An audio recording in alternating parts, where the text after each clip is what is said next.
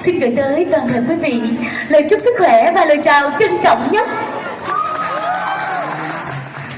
Có thể nói đây là lần thứ hai Alisa được đến với lại Tết Mông Xuống Phố. Và lần thứ nhất thì có lẽ là giao lưu, nhưng hôm nay là lần thứ hai Alisa được đứng chính thức trên cái sân khấu này.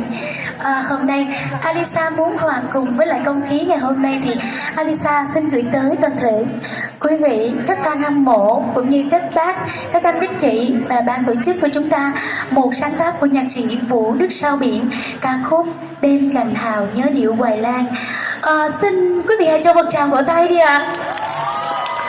Chúng ta hãy về miền Nam nhé.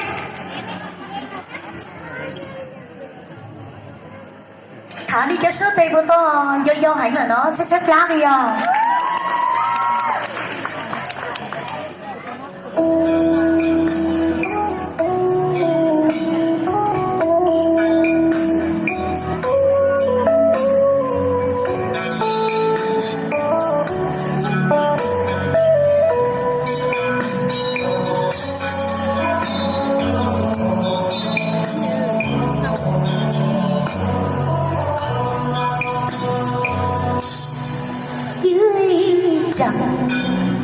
Dòng sông trôi rất dịu dàng như gánh lúa vàng xuôi về hướng đông.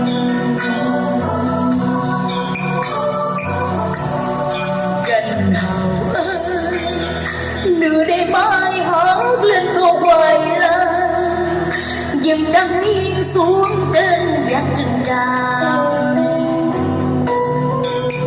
Xêu liêu vàng dây cờ đàn chìm thu thiết tha. Xêu liêu vàng đưa quân đàn về trên bến xa.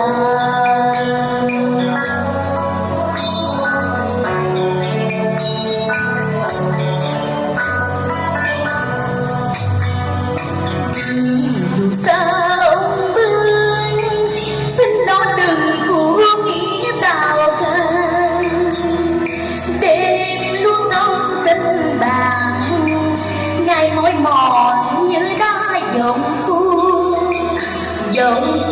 dòng luôn trong tình chàng.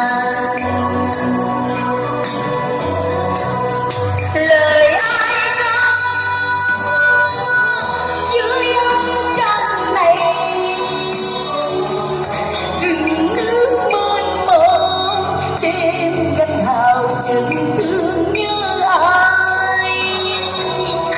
Ngày ấy ra đi trăng gánh hào đi tôi. Bạc Liêu ơi, có những ai chẳng thùa ấy đông xuân trăng gánh hào rộng như thiên đường. Ngày ấy ra đi qua gánh hào tiếng mình tôi.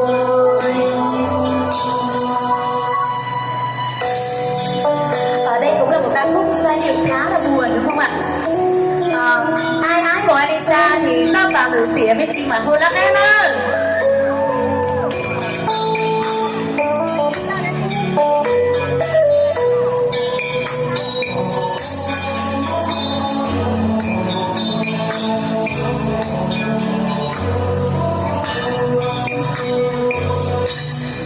Dưới trăng dòng sông trôi rất dịu dàng như dải lúa vàng xuôi về hướng đông.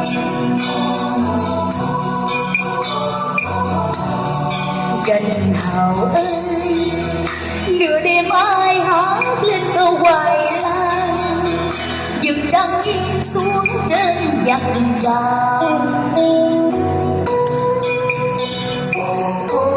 Xêu liêu vàng đi cờ đàn tìm buồn thiết tha. Xêu liêu vàng đưa quân đàn